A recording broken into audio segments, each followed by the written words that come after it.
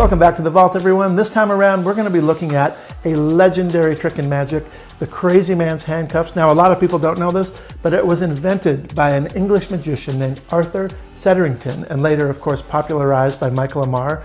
And I've been around, and I've seen so many magicians do this and know about this, but they either rush it, or they miss the moments, or they kind of do the move a little bit knacky. He really understands the beats and the moments and when to slow down and how to angle things and how to tilt your hands to hide the moves.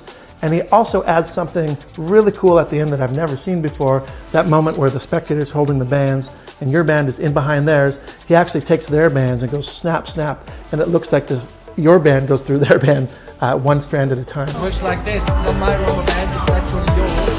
And it's special.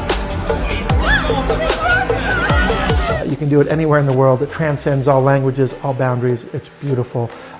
It's the reason David Copperfield featured it on one of his television specials. Anyway, here it is, Rasmus's version of the Crazy Man's Handcuffs.